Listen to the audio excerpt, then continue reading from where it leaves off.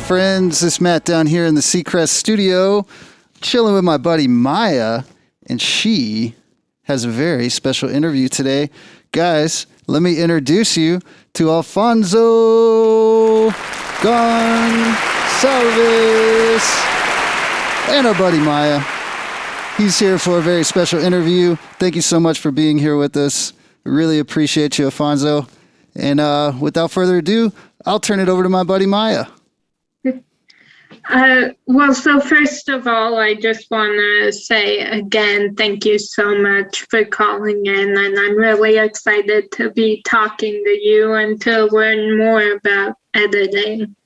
It's my pleasure. I'm so happy to be here. Thanks for having me. Yeah, of course. So my first question for you is, what first got you interested in film editing? So I'm originally from Brazil, and I left Brazil many years ago. I always liked cinema. I didn't know exactly, I wanted to study cinema. I didn't know exactly what I wanted to do. So I got into this school in England called the London Film School.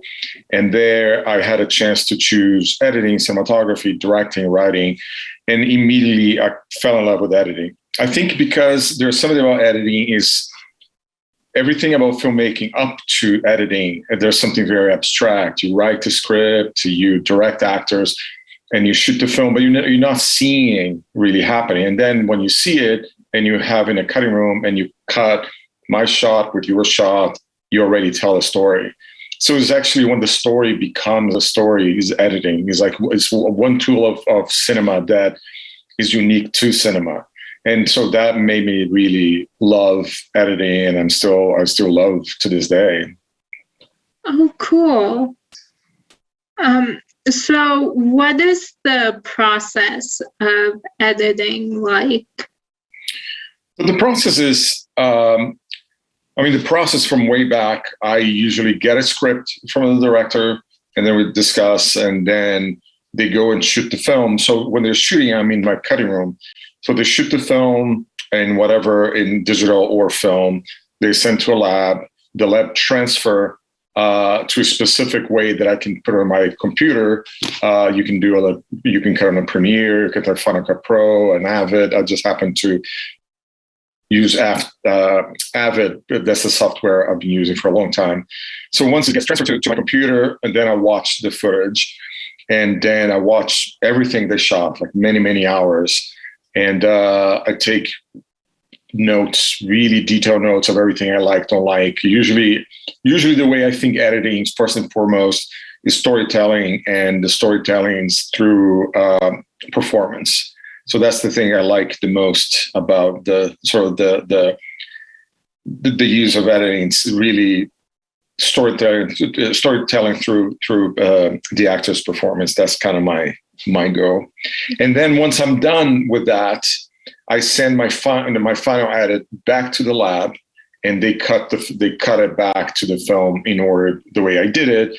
And then after that, there's the sound editor who did the sound design, and the composer who do the score, and you send to a colorist who basically make the whole thing look even. Oh, cool. So what is the biggest technical issue that you, and the biggest technical issue you've ever had while editing? The biggest technical issue that I had, I think the biggest technical issue is I was working on a film that was being shot digitally. And so they shoot like little cards. And when the cards came to me, the film was being shot in Missouri. I was in New York cutting.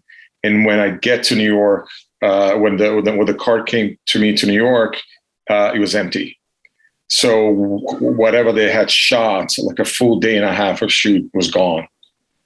Oh. So there's nothing you can do about that. That was pretty bad. There was another time that I was working on the film, and a lot of the footage was coming in to me, and the focus was off. So everything was very out of focus and soft. We could use a little bit of it, but most of it, we had to shoot all of it from scratch. Oh, wow. Yeah. Yeah. So is there a project that you're most proud of? I'm sure you heard this before, but that's asking what's my favorite kid if I have many kids. I'm proud of all the projects that I've worked, because I've worked with so many amazing directors there are films that I can watch back that I always enjoy, but I can't, it's really hard for me to say. The latest one that I did, this film with Olivia Wilde called Don't Worry, Darling, I love.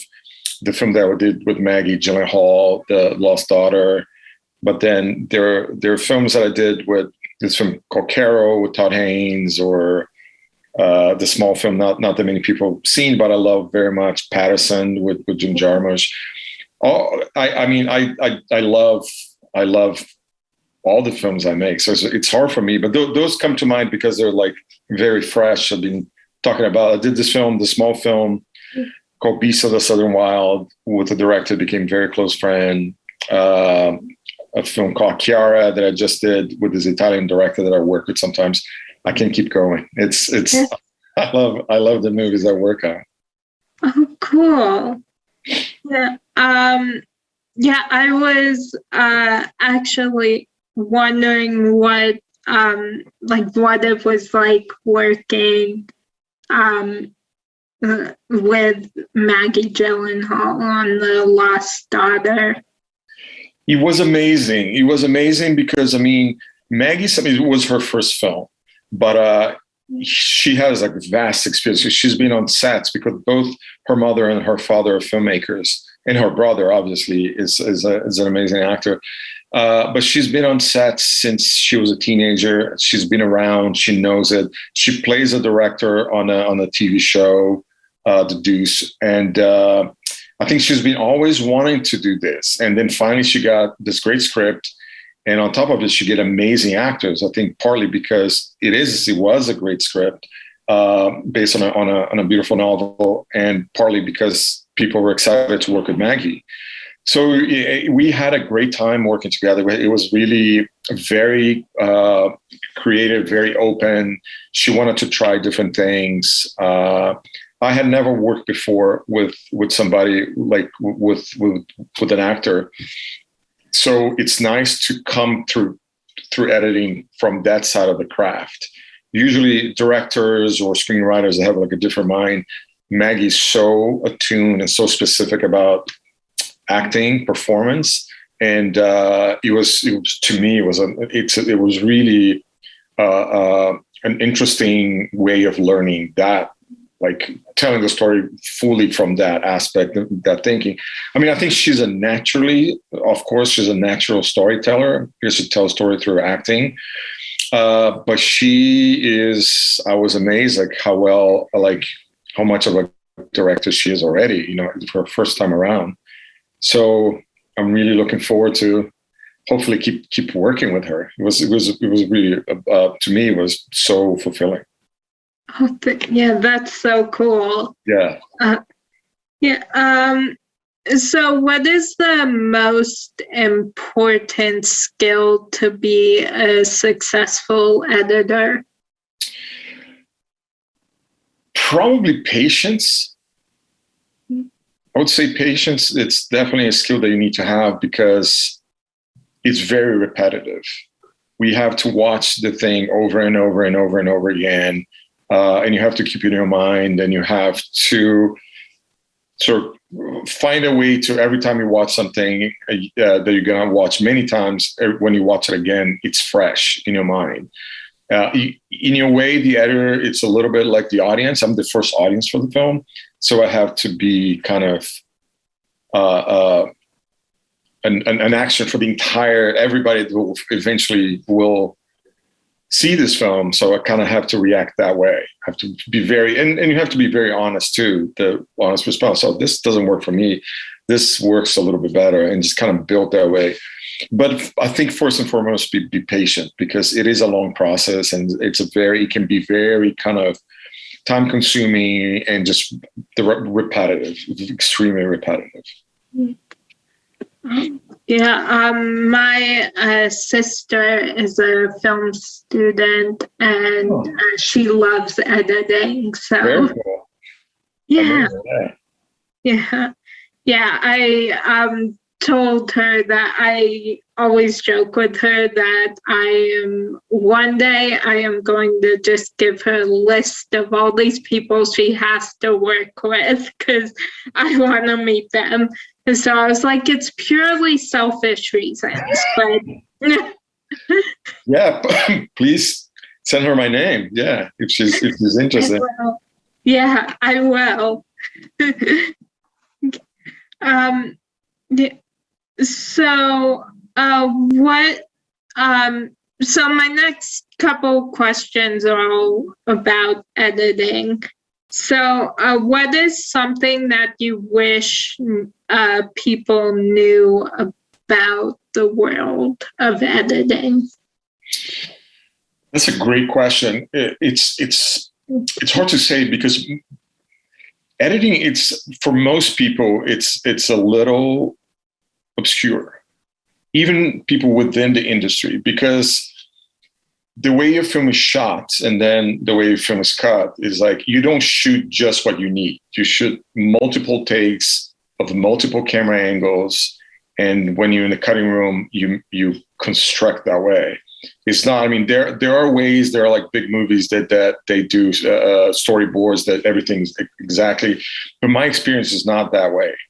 It's so much about the rhythm that you find through performance, your rhythm to tell the story. It's about silences. A lot of editing is about not cutting. There's a lot of intricate, very specific, very detailed world of editing that people don't know. I mean, the only really way to understand editing is just to spend the day looking at editing and just seeing how it is. You know, it's yeah. I wish more people understood what is editing. Yeah. So, is there a film that you hold as an example of perfect editing?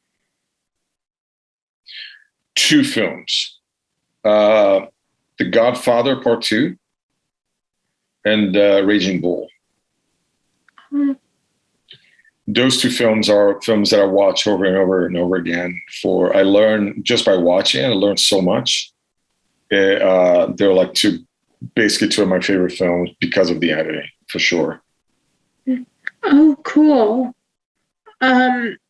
So is there an editing command that you wish applied to real life? Wow, that's an awesome question. Is there Thank you. Is there an editing command I wish applied to real life? I'm gonna have to think about that. I don't know. You got me there. That's an interesting question. I would never think of that. I mean, maybe cut some arguments and discussion short. I can just be like, okay, cut here. Let's move forward. You know. Yeah. If you can add a soundtrack to my life, sometimes it'd be fun. Oh, yeah.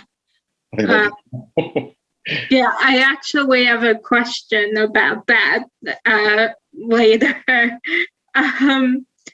So when you're down, is there a movie that always makes you smile?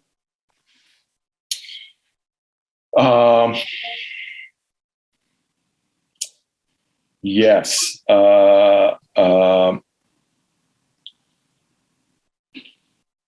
There are actually lots of movies that it makes me happy to watch. Of course, right now I can't think of any, but a movie that like.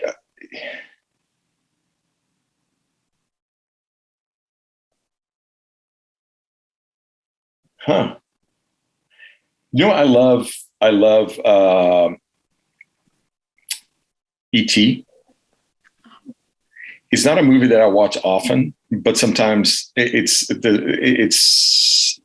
one of my favorite movies that if I watch it, I feel good about it. I like that story. I like that. I mean, of course, Spielberg is incredible, but that's definitely put a smile on my face every time I watch.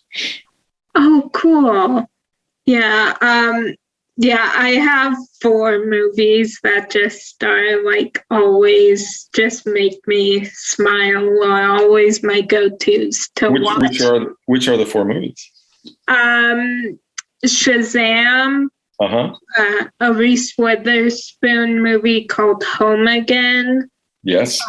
The Prom on Netflix, and then Sneakerella, which is a new Disney Plus movie. I haven't watched that one. The other 3 I know, yes. Oh, cool. Yeah. There are a lot of people that when I say Home Again, they don't know it. So I am so happy that I do. I forgot the name. What's the name of that actor? She goes home and she sees that the guy that she used to date. Like she goes home to Alabama. That's Reese Witherspoon's movie, Sweet Home Alabama. Sweet Home Alabama. Okay, so I'm confusing. Okay. Okay. Yeah, I was gonna say a lot of people I talk to do that. I thought that was Home Again. Yeah. Home Again is about she moves with her 2 daughters back to her childhood home in Los Angeles after getting a divorce, and then she meets these 3 guys who are filmmakers, and they end up moving into a guest house. And is that a newer one? It came out in, I think it was 2017. Okay. So it's on Netflix right now, and it's I'll check it out. I thought it was Sweet Home Alabama. Yeah. But this, Home Again is just one of my favorite movies. It's just a feel-good movie. So, yeah. So what song would be on this soundtrack of your life? You're getting those hard questions, Maya. What song would be on the soundtrack of my life? I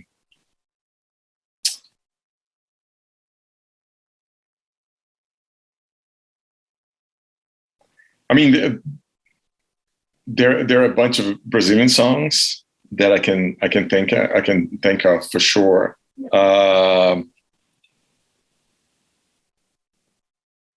There's this Brazilian singer called Tim that has a song called Você, which means you, that I love very much. So definitely that would be. So I'd say Tim Maia. Você would be a great one. Oh, cool. Do you have one yourself? I don't know. I have. See, it's a hard question. Yeah, I've been listening to the Sneakerella soundtrack on repeat. So I think really any song from that. So. Who did the soundtrack? I don't remember who did it, but it's just the whole cast. It's the because it's a musical, and so it's the cast album. That's great. Yeah. I love for, yeah, I'm trying to think of like a certain song from the soundtrack to say. I think I'd probably have to say the song "Life Is What You Make It" because I love all the songs, but I love that message. Yes. So, yeah. I'll check it out for sure. Yeah. Yeah, and I will. I'm gonna look up the song that you mentioned right after the interview. So. Okay. So is there a motto or quotation that you live by? I don't think I have one. No. I think just live my life to the fullest, and I like to think, and I would say to me, in my work, my motto would be always be open for learning something new. Yeah. Oh, I like that. Yeah. Cool. Yeah. So, my last question for you is, who do you consider to be a real life superhero and why? A real life superhero.